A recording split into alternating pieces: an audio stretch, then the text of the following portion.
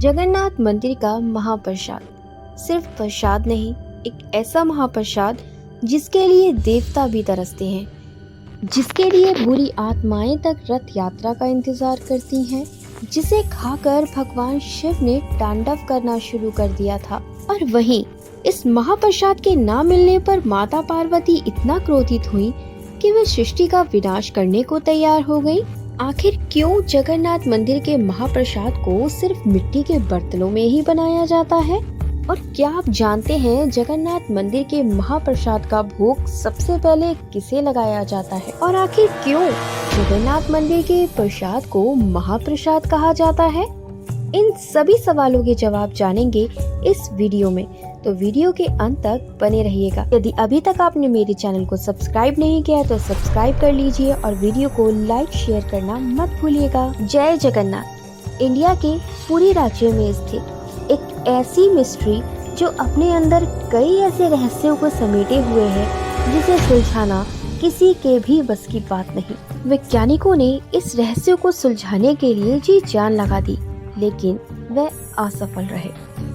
भगवान विष्णु के 4 धाम, बद्रीनाथ धाम, द्वारकाधीश धाम, रामेश्वरम धाम और जगन्नाथपुरी धाम। बात कर रहे हैं जगन्नाथपुरी धाम की, जिसे भगवान विष्णु का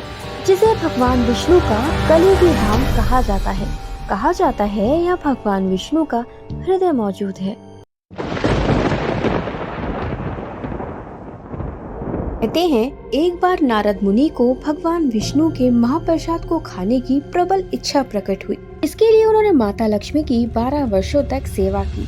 माता लक्ष्मी ने नारद मुनि की तपस्या से प्रसन्न होकर उनसे वर मांगने को कहा। नारद मुनि ने उनसे भगवान विष्णु के महाप्रसाद को चखने की इच्छा प्रकट की। माता लक्ष्मी ने भगवान विष्णु की आज्ञा प्राप्त कर नारद मुनि को महाप्रसाद का आस्वादन कराया। बाद वह सीधा कैलाश भगवान शिव के पास पहुँचे। नारद मुनि के मुख का तेज देखकर जब भगवान शिव ने इसका कारण पूछा तो नारद मुनि ने सारी बात बताई। भगवान शिव ने कहा, क्या तुमने मेरे लिए महाप्रसाद बचाया है? नारद मुनि ने अपने हाथ में लगे कुछ महाप्रसाद के दानों को भगवान शिव को दे दिया, जिसे खाकर भगवान शिव इतना प्रसन्न हुए कि उन्होंने तांडव करना शुरू कर दिया। महाप्रसाद का भोग सबसे पहले किसे लगाया जाता है? ये कहानी जुड़ी है हमारी पहली कहानी से, जिसमें भगवान शिव ने तांडव करना शुरू कर दिया था। भगवान शिव के तांडव से तो पूरी सृष्टि का नाश हो सकता था। माता पार्वती ने भगवान शिव को रोका और तांडव करने का कारण पूछा। भगवान शिव ने उन्हें महाप्रसाद के बारे में बताया। तब पार्वती ने कहा, प्रभु क्या आपने मेरे लिए महाप्रसाद बचाया है?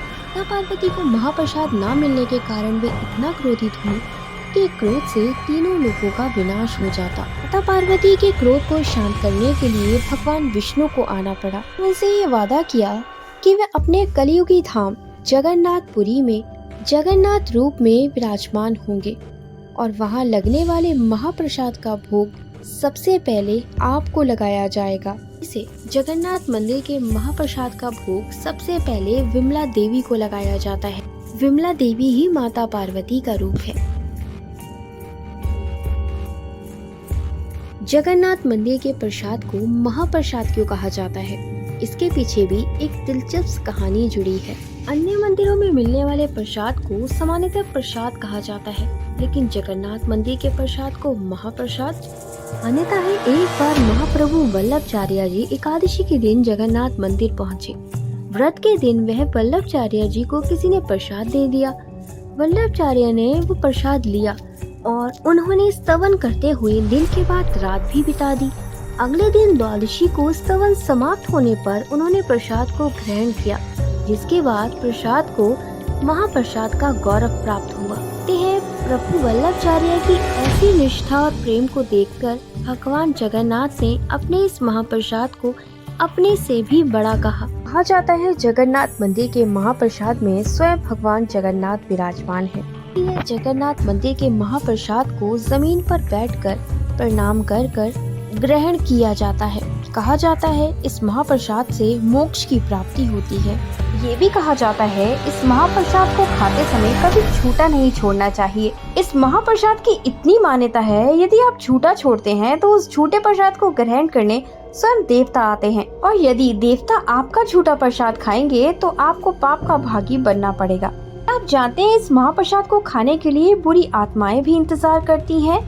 कहा जाता है रथ यात्रा के दौरान जब महाप्रभु अपने गर्भगृह से निकलकर रथ पर विराजमान होते हैं, रथ यात्रा के दौरान भगवान जगन्नाथ के लिए खास तरह का भोग तैयार किया जाता है। ये खास भोग बुरी आत्माओं, गंधर्व, राक्षसों के मोक्ष प्राप्ति के लिए ही बनाया जाता है। भगवान जगन्नाथ को इसका भोग लगाकर रथ पे से ही फेंक दिया जाता है ताकि बुरी आत्माएं इसे ग्रहण कर मोक्ष की प्राप्ति कर सके। ये प्रथा आज भी की जाती है।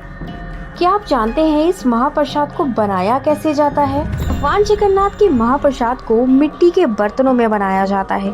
इस भोग को बनाने के लिए करीब 500 रसोइये काम करते हैं। इस भोग को बनाने के लिए 7 मिट्टी के बर्तनों को एक के ऊपर एक रखा जाता है। सबसे आश्चर्य की बात यह होती है कि सबसे ऊपर रखी मटकी का खाना सबसे पहले पक जाता है। महाप्रसाद बनाने के लिए गंगा और यमुना के पानी का इस्तेमाल किया जाता है।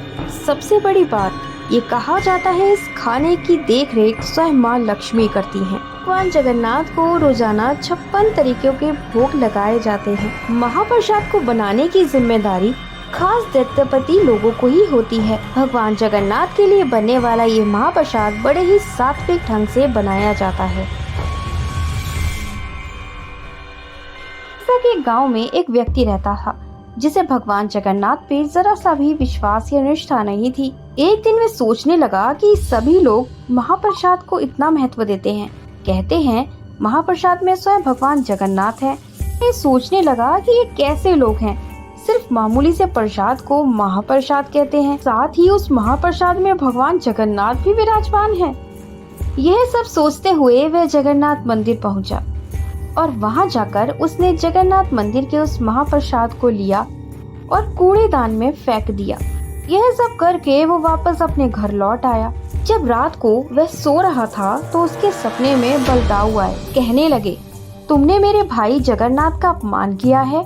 तुमने सिर्फ महाप्रसाद का ही नहीं, मेरे भाई जगन्नाथ का भी अपमान किया है। इसके लिए तुम्हें दंड अवश्य मिलेगा। जब वह सुबह उठा तो उसने देखा कि उसके शरीर पर चोट के निशान थे। यह देखकर वह बहुत घबरा गया और रोते रोते जगन्नाथ मंदिर जा पहुंचा।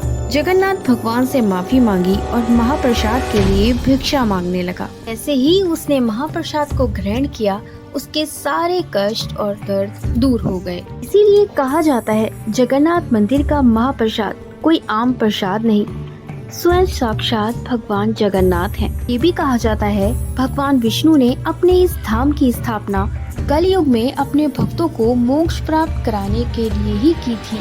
जगन्नाथ मंदिर से जुड़े अन्य रहस्यों के लिए मेरे चैनल को सब्सक्राइब, लाइक, शेयर करना मत भूलिएगा। जय जगन्नाथ, जय श्री कृष्णा, राधे राधे।